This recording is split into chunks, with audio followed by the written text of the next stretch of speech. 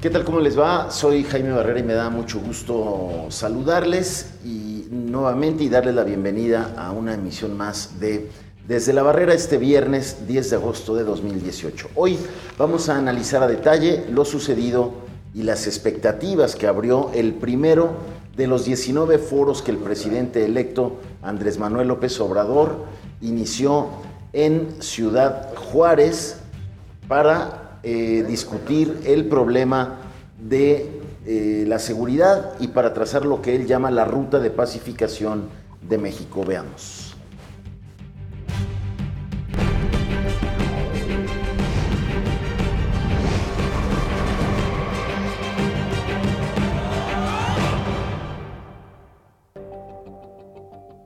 El presidente electo de México, Andrés Manuel López Obrador, realizará 18 foros y 25 consultas especiales con jóvenes en conflicto con la ley, migrantes e indígenas que tienen como propósito crear un espacio de diálogo para identificar propuestas que respondan a las prioridades de los diferentes sectores de la población y en las diferentes regiones que, a su vez, serán insumo para crear políticas públicas encaminadas a la pacificación en el país. El pasado martes, López Obrador inauguró el primer foro de pacificación en la Universidad Autónoma de Ciudad Juárez, en Chihuahua, y señaló que se decidió comenzar en esa ciudad por dos motivos. Primero, ahí comienza el territorio mexicano y segundo, fue el lugar en donde inició su campaña electoral.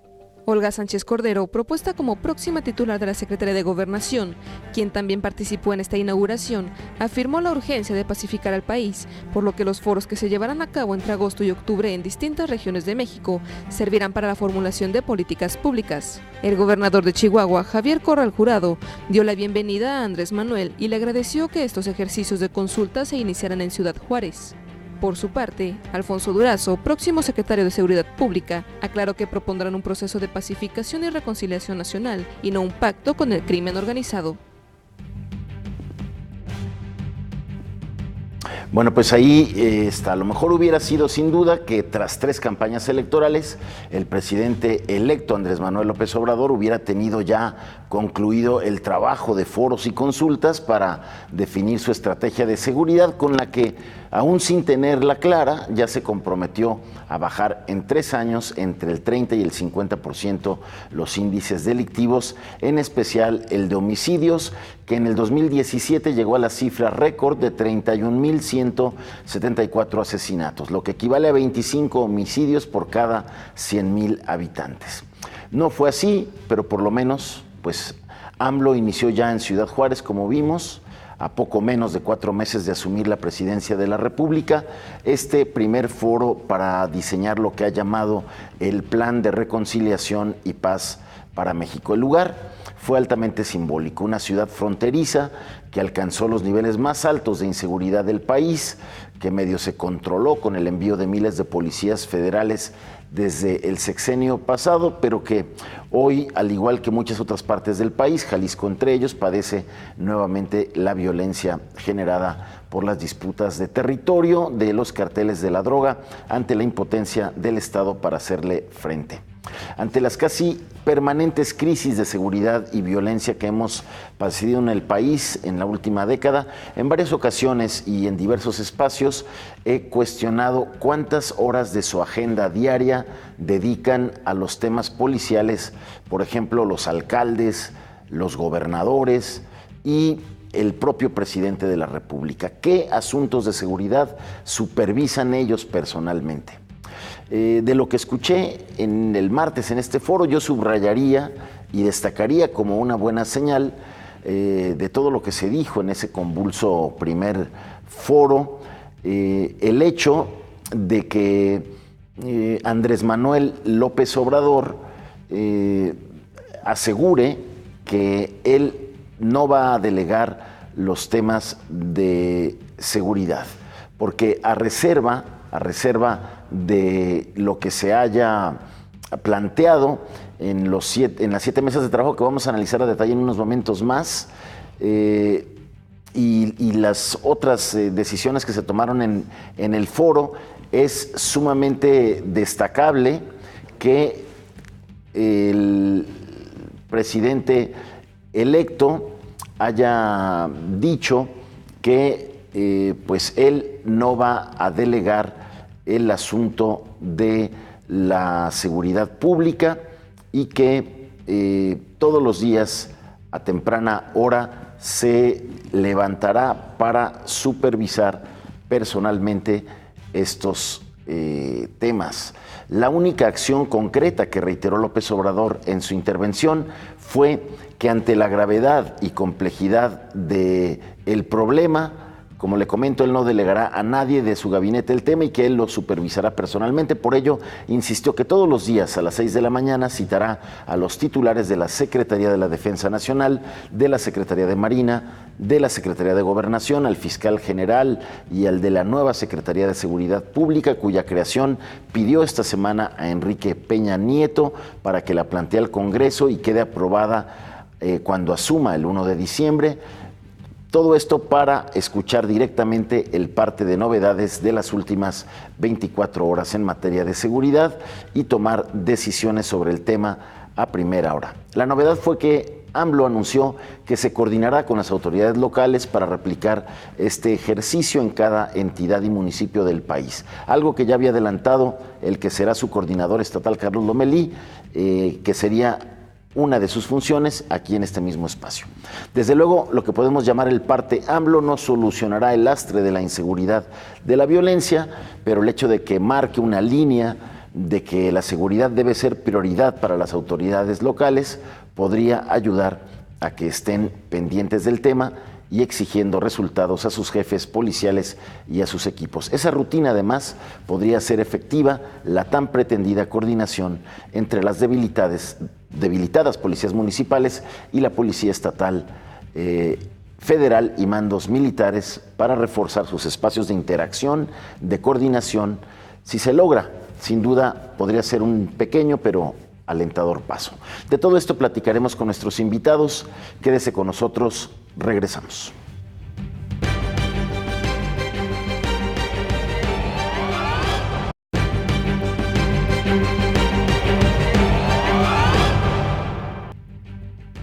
Gracias por continuar con nosotros aquí Desde la Barrera y me da mucho gusto saludar a nuestros invitados de esta noche. Amigo de casa, Fernando Espinosa de los Monteros, presidente de la Asociación Internacional de Derecho Penal, Capítulo México. Fernando, un gusto volverte a tener aquí.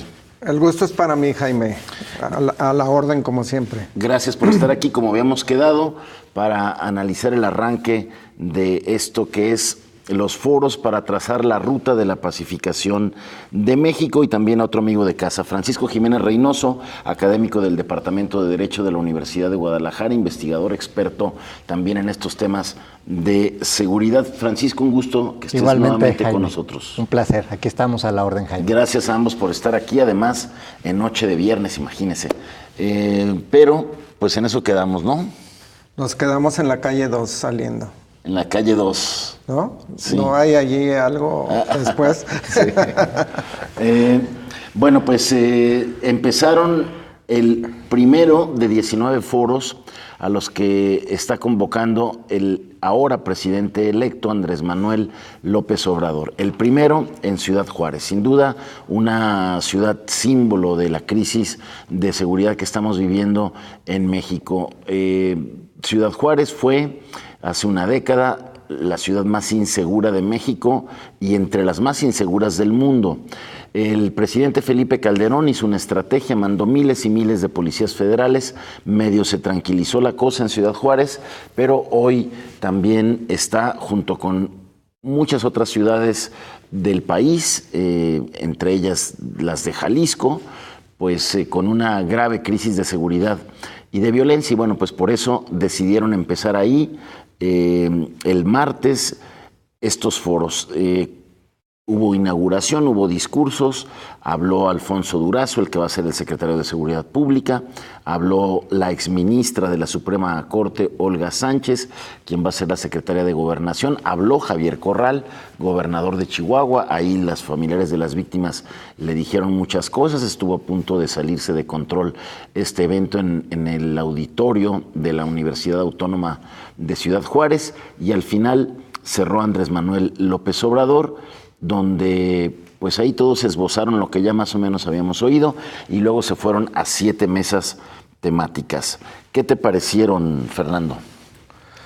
Bueno, En principio, la estrategia, lo que hay que referir es la estrategia de lo que va a ser el nuevo gobierno para el tratamiento de la seguridad pública en este país. El reclamo fundamental de todas las personas es vivir en seguridad pública adecuada.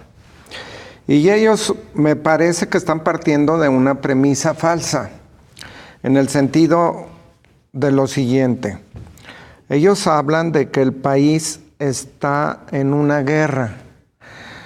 Si los resultados en cuanto a muertes, efectivamente lo podemos comparar con algunas guerras, y además pudiera ser superiores las bajas de las guerras. 2017, cifras del INEGI, más de 31,000 muertos en el 2017, el año más violento en la historia del país.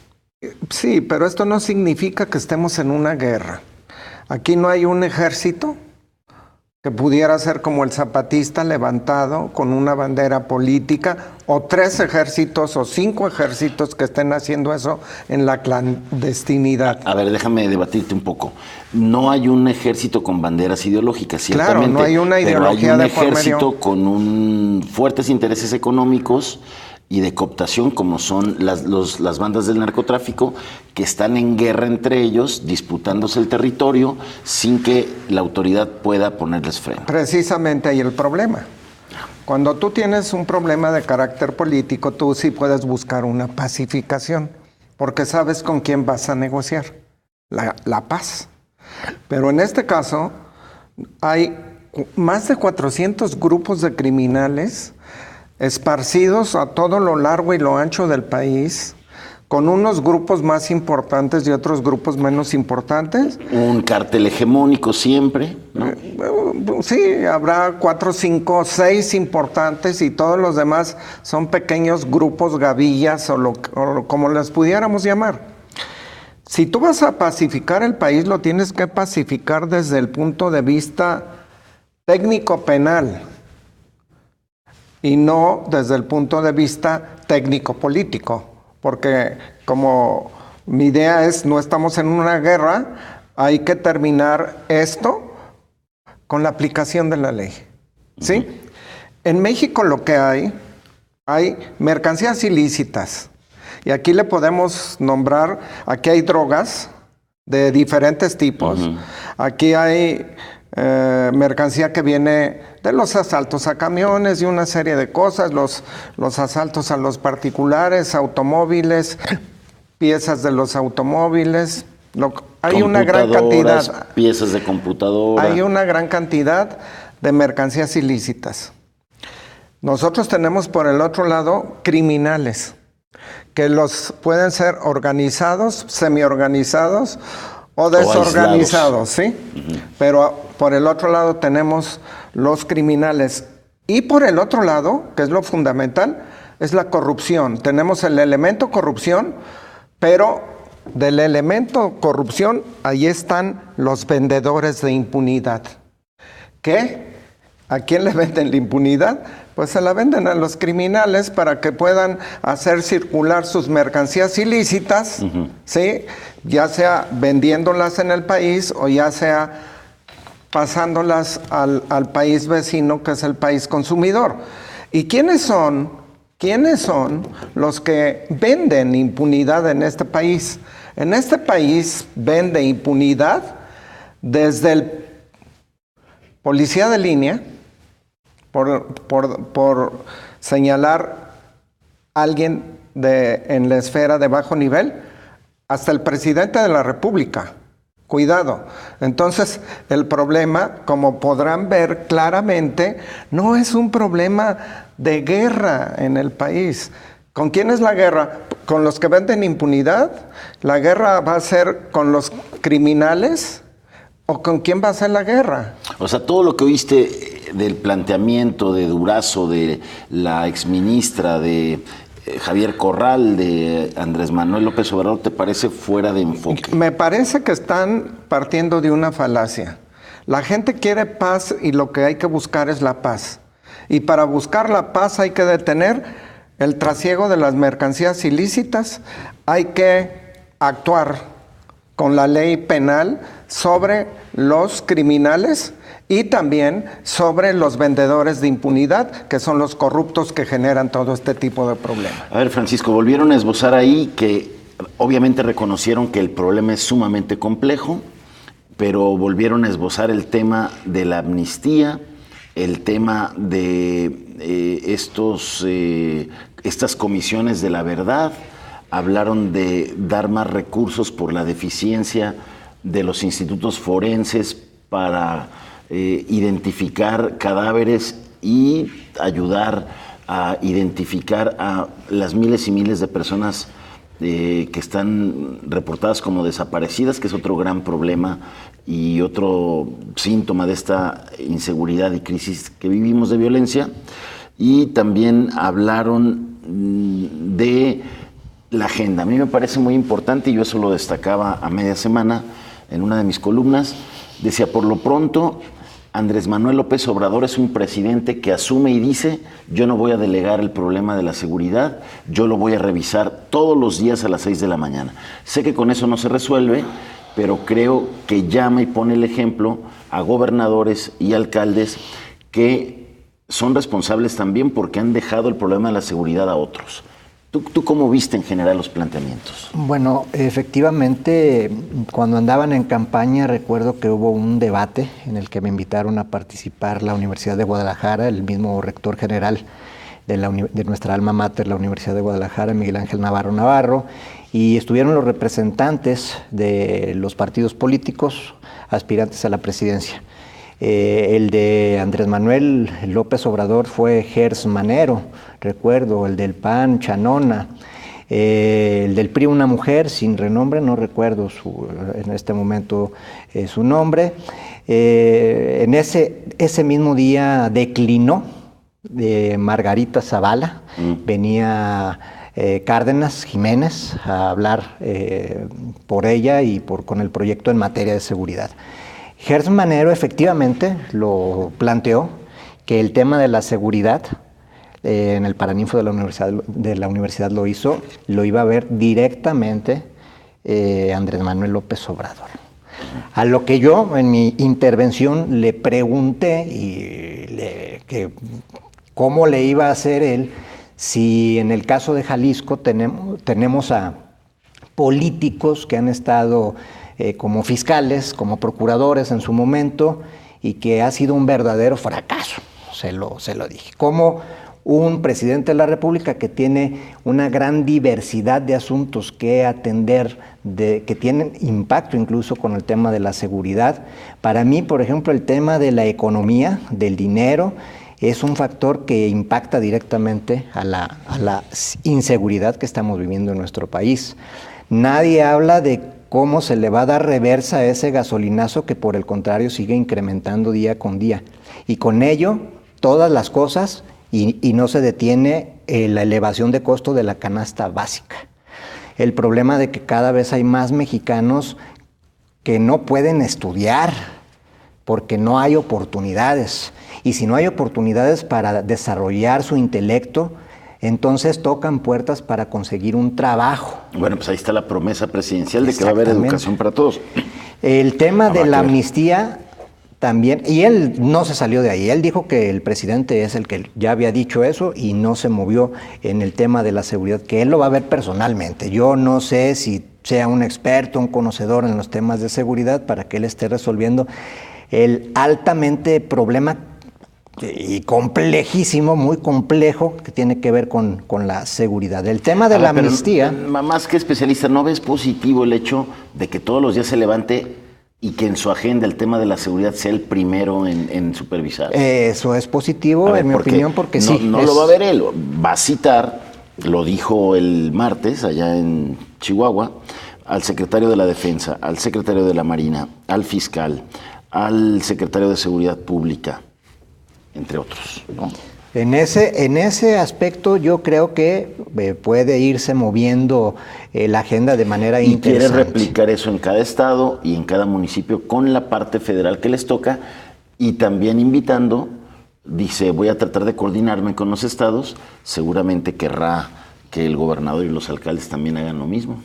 Claro, claro, y es importante que en esta ocasión y de una vez por todas se comience a contratar a los perfiles idóneos en materia de seguridad, porque lamentablemente en nuestro país, y nuestro estado no ha sido la excepción, ha sido manoseado por los políticos en turno, que regularmente a los más gritones y que no les toca algo son a los que los ponen de procuradores en su momento o de fiscales en turno, para que ya se para irle avanzando. Después de eso, esa presentación, la gente se fue a mesas.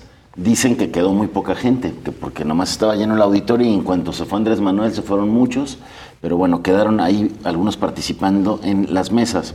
Y también para que quienes nos ve sepa de qué se trataron estas mesas y darle profundidad a este tema del foro. Ya luego ustedes me dirán si esos foros van a servir en realidad de algo para afinar una estrategia clara. La primera mesa fue Mesa de Asuntos de Frontera, seguramente tenía que ser por haberse hecho ahí en Ciudad Juárez. Dice, se ha centrado en son las conclusiones de cada una de las mesas, son 2 párrafos, se los comparto. Mesa de Asuntos de Frontera, se ha centrado en el pronunciamiento de atender la defensa de los derechos humanos de los migrantes y la vinculación de los consulados para garantizar el pleno respeto de dichos derechos en los procesos de detención y repatriación. Igualmente generar recursos adicionales para la atención de la población migrante deportada en los casos que el gobierno de los Estados Unidos modifica los puntos de reingreso en la frontera.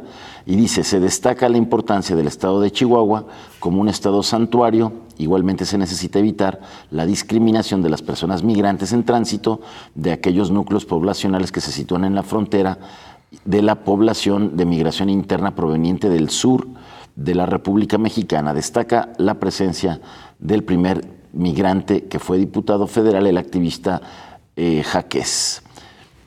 ¿Qué les dice esta mesa de frontera? Bueno, precisamente lo que yo afirmo, ¿no?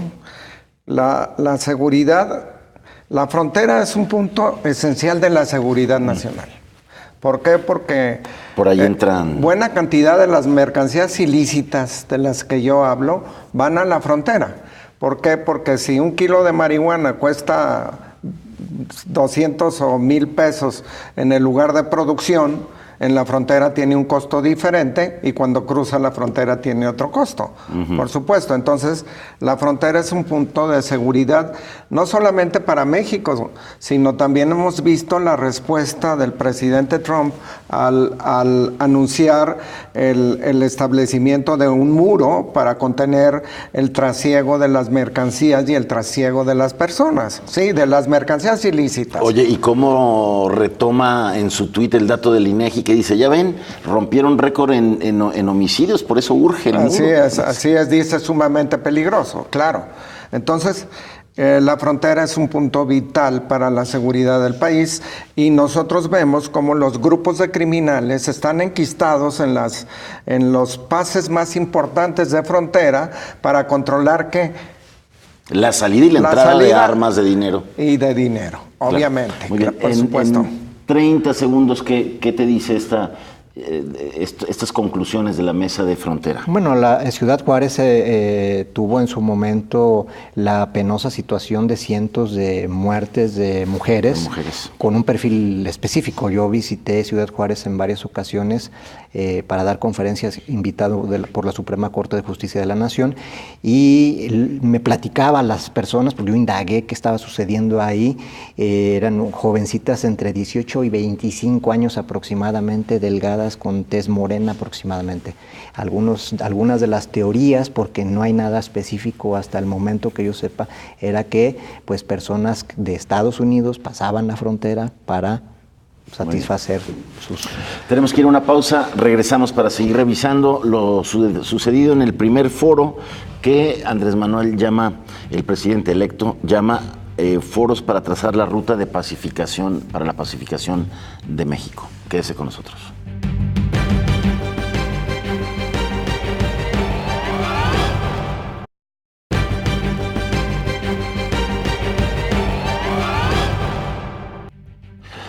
Regresamos a Desde la Barrera. Estamos conversando con Fernando Espinosa de los Monteros y con Francisco Jiménez Reynoso de lo acontecido el martes pasado allá en Ciudad Juárez con este asunto de los foros para buscar afinar la estrategia del próximo gobierno federal para atender lo que es sin duda el principal problema de este país, la mayor preocupación de los mexicanos, que es esta crisis de seguridad y de violencia en la que estamos inmersos. Vamos a seguir, si les parece, revisando las conclusiones de las otras mesas.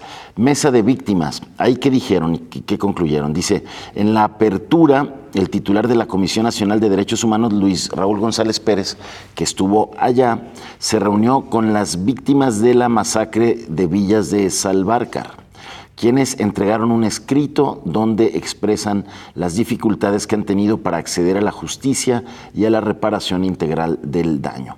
Se acordó una coordinación entre la CNDH, la Comisión Nacional de Atención a Víctimas, para analizar a fondo el caso y ver qué opciones y alternativas son las reales para solucionar y acelerar el proceso de reparación integral del daño. Asimismo, se atendió a algunas víctimas de represión política, quedando a la orden para revisar sus casos. Varias víctimas han dado sus testimonios, exponiendo sus casos para llegar a acuerdos, han expresado opiniones, algunos aceptando la amnistía. Igualmente, solicitan que se acepte que existen casos de tortura en México, que se le dé impacto jurídico al protocolo de Estambul y que tenga fuerza vinculante las recomendaciones de la CNDH. Iniciamos contigo ahora. Francisco, ¿qué te parecen estos puntos? Bueno, es una válvula de escape, en mi opinión, y muy necesaria y muy importante de la ciudadanía que se encuentra muy ofendida en virtud de los miles de desaparecidos que tenemos a nivel nacional.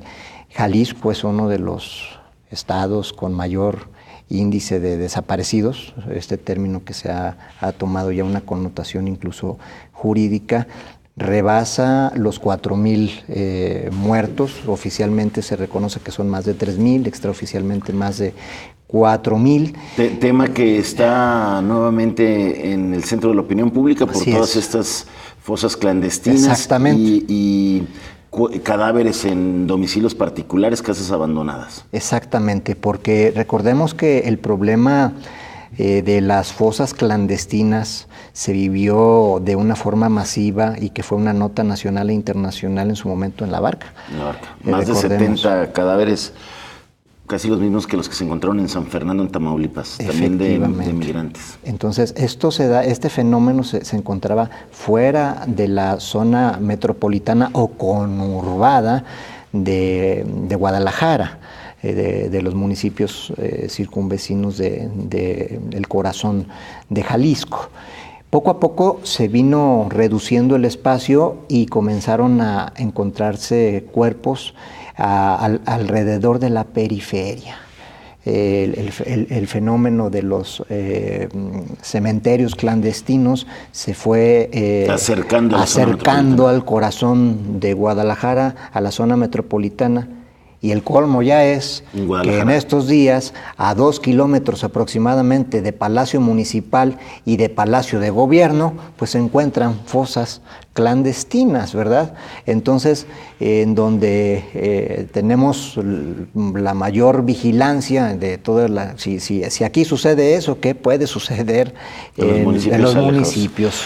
Las víctimas, ahí Andrés Manuel las vio de cerca, un auditorio lleno de familiares de desaparecidos, de gente que ha sido detenida, desaparecida, en fin. Vi las escenas y bueno, la que más llama la atención es los familiares de los 43 que tienen ya años en la lucha porque se les dé una explicación. Bueno, pues estaban los familiares de la matanza de Villas de Salvarcar. Imagínate que esa pasó hace 4 años. Entonces, bueno, las víctimas es una parte importante, pero también hay que reflexionar qué va a pasar con las víctimas. El gobierno que tiene que acoger a las víctimas. El gobierno les va a pagar la reparación patrimonial de su incapacidad para detener la violencia en la cual les victimaron a sus familiares, a esas personas. Obviamente que no, porque sería sumamente costoso, ¿sí? 30,000 personas muertas o más de 30,000 personas muertas, échenle 100,000, 200,000, 300,000 pesos, 1,000,000, sería una cantidad estratosférica. El gobierno tiene que dar respuestas legales, sí, a través de lo que está proponiendo la Comisión de la Verdad, de que se sepa qué realmente pasó en los hechos que esta gente perdió a sus familiares. La posición de Andrés Manuel es olvido no, perdón sí. Sí, es olvido no, pero perdón sí. ¿A qué nos lleva? Yo debo de preguntarles, no nos vamos a olvidar de lo que pasó, pero sí vamos a perdonar. ¿A quiénes vamos a perdonar? ¿A los que victimaron a sus familiares? ¿A la incapacidad del gobierno para no investigar? El caso de Ayotzinapa creo que es el caso que más ha impactado a los mexicanos, ¿no? Cuando sabemos que un grupo de estudiantes es levantado porque se suben aparentemente a un camión equivocado, porque en el camión había goma de opio, y entonces vemos que hay intervención de policía municipal, de policía federal, del ejército, y allí, como en el juego de la bolita, allí se perdió la bolita. O sea, allí perdieron a los muchachos, a los 43 muchachos de Ayotzinapa. ¿Qué es esto? Esto no es más que corrupción y vendedores de impunidad. ¿Y quién es la corrupción? En la que todos estaban metidos: presidente municipal, gobernador, estaban metidos el ejército, estaba metido el policía federal, policía municipal, y todos son responsables de esto. Pero a ver, yo veo positivo que hoy se esté escuchando a la víctima. Claro, pero yo no creo que a la víctima se le ha dejado de escuchar. Hemos visto plantones, hemos visto marchas, hemos visto diálogos con las víctimas, de gobernador del estado, de gente del gobierno federal.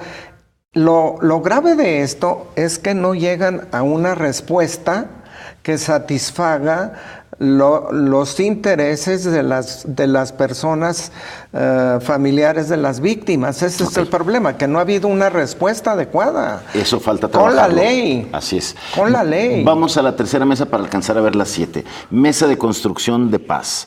En esta mesa el tema central se ha versado en lo que falta de valores: la no participación activa de la Iglesia, del Estado, el olvido de la familia y factores estructurales como corrupción, la impunidad forman el punto central de la situación que atraviesa nuestro país. Ahí están, por ahí andan los ejes de la construcción de paz. Sí, efectivamente creo que el tejido social está altamente averiado, y para comenzarlo a reconstruir creo que es entre todos los mexicanos. No solamente el gobierno debe de poner su esfuerzo efectivamente, pero la recuperación de valores es importante.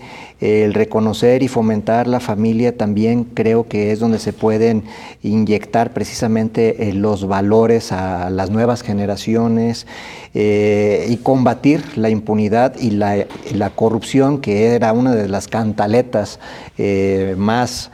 La narrativa principal. La narrativa, exactamente, y eso es lo que queremos, porque definitivamente que sí es uno de los problemas más graves, y veo bien que, bueno, se mencione a la Iglesia, porque la Iglesia también se ha vuelto muy crítica, con justa razón, por todos los crímenes, por el crecimiento de la inseguridad y de la violencia en México.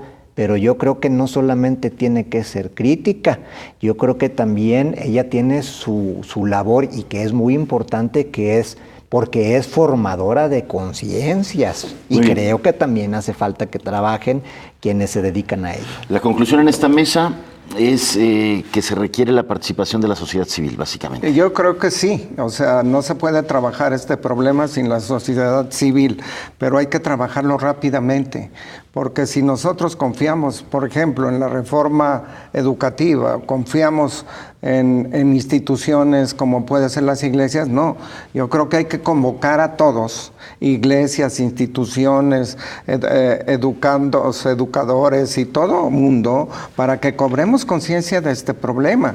Y con la bandera fundamental que vuelve a salir, es corrupción y impunidad. Así es. Vendedores de impunidad. Que la gente que llegue a ser funcionario público de cualquier nivel llegue con otros valores, con otra visión de la sociedad. Eso ya no lo habías dicho en otros programas. Ahí está la clave. Ahí está la clave. Importante. Entonces, tienen que llegar con otra visión para poder transformar esto, pero hay que hacerlo rapidísimo, porque no vamos a poder estar esperando un año más o 2 años más o todo un sexenio, y al final del sexenio, ¿qué nos vamos a encontrar? Con números fríos. Quizás se reduzca un poco los homicidios, quizás se reduzca un poco las víctimas, pero nada más. A ver, no. El compromiso de Andrés Manuel ya dijo, a partir de las cifras de los más de 30,000 muertos del 17, él dice que va a bajar entre 30 y 50% esos índices en 3 años. Así es de que él se puso ya la medida. Él ya puso la vara y entonces hay que hacer todos el esfuerzo por alcanzar esto. Claro. Esta mesa es de las donde están las conclusiones más largas. Es muy importante. Mesa de prevención, y ahí vienen temas de los que ya hablamos. Se los leo rápido. Hay 25,000 viviendas abandonadas en la ciudad. Los esfuerzos de SEDATU no están siendo lo suficientes. Se propone que el Infonavit deje de dar créditos para que las personas vivan en zonas de alta incidencia delictiva y que no reúnen las condiciones adecuadas para su desarrollo. El espacio público es otro factor a tener en cuenta. Es necesario generar un diseño participativo de espacios públicos por parte de la comunidad. Es necesario que se reconceptualice el espacio público. Este es un urbanismo táctico. En otro punto, México necesita hacer una revolución educativa que entierre el método de razonamiento basado en silogismos y cambiarlo por el razonamiento dialéctico o científico. Esto desde la primaria hasta la universidad. Otro punto, se proponen crear centros de innovación y transferencia de tecnología porque es lo que va a detectar qué necesidades tienen la pequeña y la mediana empresa para que las universidades resuelvan el problema y que México sea competitivo a nivel mundial. En el nombre de la paz, primero hay que organizarnos internamente. Entre nosotros nos debemos respeto. Eso es necesario para la construcción de la paz. Expone el caso de uno de sus amigos que fue asesinado en la zona Oasis. Debemos tener la paz en la conciencia. Y el último punto, la propuesta es que la salud mental sea una prioridad, así como otras enfermedades lo son. Es necesario apoyar a los niños para fomentar capacidades artísticas e intelectuales y que se puedan desarrollar y conocerse con una educación de acuerdo a sus aptitudes. De un montón de temas se habló ahí en la mesa de prevención. Sí, y yo creo que no están, en ese sentido no están mal. Hay que redefinir el urbanismo para crear mejores centros de convivencia. Y una vez definido esto, con una mejor educación, con valores, con las iglesias participando, con todo mundo dentro de una conciencia generadora de paz, que esto en Colombia ya se trabajó a través de una técnica de manejo de colectivo para buscar una conducta colectiva que Colombia lo hizo referente a dar prioridad a los valores sociales en busca de una paz. Y Colombia tuvo éxito, bastante éxito, en aplicar la psicología de masas dentro de las formas de lucha en contra de la delincuencia. Francisco, pero esta mesa también nos habla de la complejidad del fenómeno de la violencia y de la inseguridad, ¿no?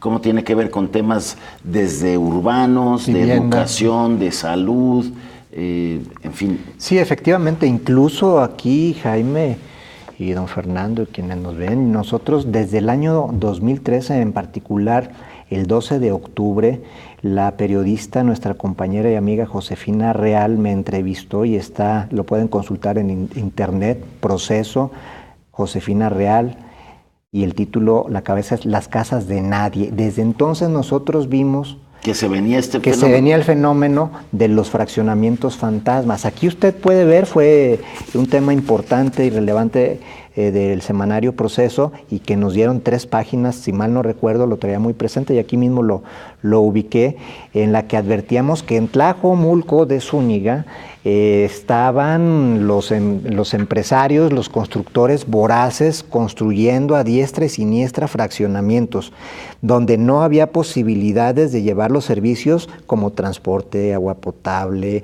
luz, servicios de seguridad, en fin. Y vendían las casas, era un verdadero fraude, y se multiplicaron. Y aquí incluso damos las cifras. Y la autoridad municipal cómplice totalmente. Pues a través de la corrupción, no solamente cómplice, ¿verdad? Entendemos que si otorga permisos es porque, si son ilegales, ¿por qué? Porque las personas llegaban un mes ahí, no había cómo llegar, no había transporte público, no tenían agua, no tenían drenaje, entonces era un fraude. Acababan saliéndose de sus casas y se convirtieron en fraccionamientos fantasmas. Además de que los espacios no son muy habitables y la gente los rechazó porque son jaulas. Casas huevitos les así llamamos. Es, entonces ya no podían ni meter los muebles. Así es, la gente rechazó y hubo, incluso hay por ahí unas licitaciones de esas casas para transformarlas, y las licitan a precios así sumamente irrisorios, sí, como 3, 4 mil, 5 mil pesos por casa. Eso tiene que ver con la mesa de prevención. Y regresamos, vamos a una pausa, regresamos para revisar las conclusiones de la última mesa de este primer foro realizado en Chihuahua, y con las conclusiones de nuestros invitados expertos. Quédese con nosotros.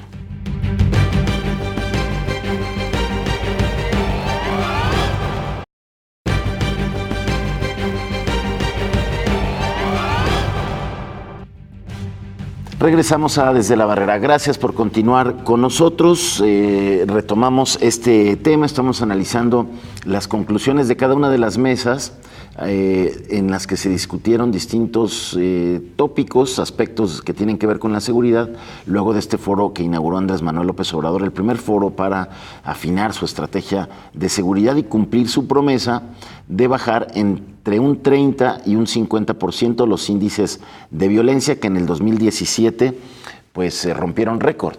Y es bien importante porque hay que recordar que Enrique Peña Nieto prometió lo mismo cuando a Felipe Calderón se le había ido también el país, salido de control en el tema de la violencia. Esa promesa no solamente no la cumplió Enrique Peña Nieto, sino que el país está más violento que nunca, y esa fue sin duda una de las causas por las que los ciudadanos pues le retiraron todo el respaldo al partido del presidente y prácticamente lo borran del mapa político, ¿no? Vamos a darle lectura a las conclusiones de la última mesa. Se llama la Mesa de Seguridad Interior. Dice, es la mesa dedicada a la Ley de Seguridad Interior que tanta polémica provocó a fines del año pasado, impulsada por el colectivo No Militarización en Juárez, y en la que participaron además otros activistas y expertos como Alejandro Madrazo Layuz del CIDE. Se concluyó que la militarización no es una opción para la pacificación. Asimismo, los miembros del colectivo y participantes de esta mesa exigen la abrogación a la Ley de Seguridad Interior por considerarla anticonstitucional. Francisco.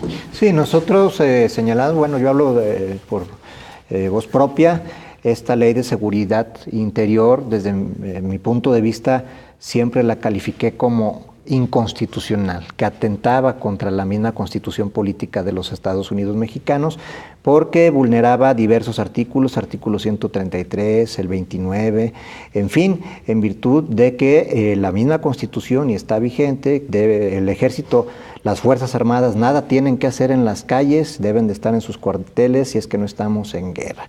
Entonces, esta ley de seguridad de interior tiene la idea de militarizar el país, pero desgasta a las Fuerzas Armadas, en mi opinión, las expone. Tienen 10 años en las calles y Así ya es. se han desgastado. Así es, inadecuadamente y además ilegalmente, porque las Fuerzas Armadas están en las calles porque las policías federales, estatales y municipales no están haciendo su trabajo. La corrupción, el 75% de las policías, según estadísticas de México Evalúa, de México Evalúa, está implicadas con la delincuencia. Infiltradas, penetradas. Entonces, pues como están contaminadas nuestras policías, pues entonces vamos hablándole a lo que queda, que son las Fuerzas Armadas, para que hagan el trabajo, pero todos siguen cobrando en nómina, y en la otra nómina que no está escrita, que es la cuota que da la delincuencia organizada, porque en Jalisco lo hemos visto. Y con tanto contacto, pues empiezan también a ser infiltradas las fuerzas castrenses y armadas. Por supuesto, porque las someten a un desgaste ilegal, inconstitucional e innecesario. Porque en Jalisco hemos visto cómo las policías municipales son empleados de la delincuencia organizada. ¿Por qué me atrevo a decir eso? Pues Caso Tecalitlán, concreto, Tecalitlán, ahí te encargo. Lo que pasó en Tonalá con los estudiantes de cine. Son empleados, ¿verdad? Pero cobran por aquí y también cobran por acá, tienen doble cobro y ahí están. Entonces, como no hacen su trabajo, pues vamos hablándole al ejército. A ver, Fernando, pero muchas comunidades no quieren que les quiten a los soldados. Si se llevan a los soldados, se mueren de miedo las comunidades, y eso hay que reconocerlo también. Sí, por supuesto. Yo creo que habrá que darle un tratamiento a esto específico por zonas. Es cierto, los militares no tienen por qué hacer labores policíacas, eso nosotros nos pronunciamos en contra de eso. Tú que decías que no había guerra y el ejército está volcado en las calles. No, es que el ejército se tomó como una emergencia. Felipe Pero Calderón. además, si ustedes recuerdan, el ejército siempre se ha metido a la lucha del narcotráfico. Y además, pero no a patrullar como si fueran municipales o estatales. Además, al control del movimiento de los grupos del crimen organizado, y eso hay que dejarlo perfectamente claro, ¿no? En el sexenio de Calderón muere un general que rehabilitan, lo sacan de la cárcel, lo perdonan, el general Chaparro, y luego este general Chaparro trata de funcionar como enlace del gobierno federal con los grupos de criminales, les falla la estrategia, termina abatido por balas de un sicario, el general Chaparro, en la Ciudad de México, y esto nos demuestra que la lucha contra el crimen en México no ha tomado un camino adecuado desde hace mucho. Unos lo quieren hacer a través del fortalecimiento de las fuerzas represivas que son Ejército y Marina, en las que han estado participando más abiertamente. Otro lo hizo a través del fortalecimiento de la Policía Federal, que de ser una Policía Federal de número pequeño, porque realmente si nosotros tenemos una idea, se empieza a conformar con lo que era la Policía de Caminos y posteriormente la empiezan a fortalecer, y ahora tienen un número impresionante de policías federales armados ya en condiciones totalmente diferentes. Pero infiltrados. Además de que puedan estar infiltrados, tenemos policías estatales que no están respondiendo, solamente en casos muy, muy señalados, como el caso de Nuevo León y algunos otros estados de la República. Nuevo León también está desfigurándose, sí, la fuerza única que le llaman. Sí, ¿no? Han podido contener de alguna forma ¿cómo se llama? El avance de los criminales. Medio resolvieron aquella crisis terrible que tenía Monterrey, ¿te acuerdas? 36 narcobloqueos simultáneos en la ciudad, o sea, paralizaban la ciudad. Ellos lo hicieron con sus policías, pero los demás estados no lo hemos podido hacer. Pero también hay que tomar en cuenta que hay municipios que no tienen policía, 600, o que tienen 300, uno o creo, dos policías. Entonces, tenemos, la política es inadecuada, ¿sí? Hay que fortalecer desde abajo a la institución del Estado, que es el municipio, para poder luchar. O sea, estás en desacuerdo a quienes postulan que deben desaparecer las policías municipales. Claro que no deben de desaparecer. Se deben por supuesto fortalecer. Que no. Al contrario, hay que fortalecer al municipio como institución, pero también al municipio como preventivo de la existencia de delitos, ¿no? Y esto es fundamental. Además, ahora tenemos un código penal que los hace corresponsables, copartícipes de todo este tipo de actividades. Deben de tener una capacidad totalmente diferente. Entonces, pienso que el presidente electo, al final de las 19 foros, tendrá un mapa más o menos adecuado, que no va a variar de lo que estábamos diciendo en un principio, que es corrupción y vendedores de impunidad. Ese es el principal problema que tiene este país, con el que tenemos que resolver. Y hay problemas laterales como el Código Penal, como la Ley de Seguridad. A ver, Fernando, ¿estás queriendo decir que esto es nada más catártico y que a final de cuentas no se va a tomar en cuenta lo que los expertos y lo que están escuchando de la gente? Yo no digo eso, sino que hay muchos puntos que atender. No se va a poder atender de cuajo esto, porque hay que resolver problema de educación, problema de una justa distribución de la riqueza, problema de levantar el nivel económico de las familias y una serie de cosas más. Nosotros vemos países como los nórdicos que no tienen delincuentes, las cárceles están cerradas. No hay cárcel. Sí, no tienen cárceles, las cárceles están cerradas. ¿Por qué? Porque ellos han alcanzado niveles de vida extraordinarios y nosotros tenemos pobreza. Y la pobreza no es ser delincuente, pero sí es un caldo de cultivo de la delincuencia, por supuesto. Francisco, lo ideal es que en las 3 campañas presidenciales que ya tuvo Andrés Manuel haya llegado ya con un plan definitivo, nada más para afinarlo. Pero bueno, empezó ya los foros, van a ser 19. ¿Tú crees que de verdad los vayan a tomar en cuenta para afinar la estrategia de seguridad de Andrés Manuel López Obrador? Yo eso espero, porque una cosa es andar en campaña, otra etapa que es el de la luna de miel, que es en la que yo creo que se encuentra ahorita el presidente electo Andrés Manuel, porque ya tiene su constancia Andrés Manuel López Obrador y su pueblo.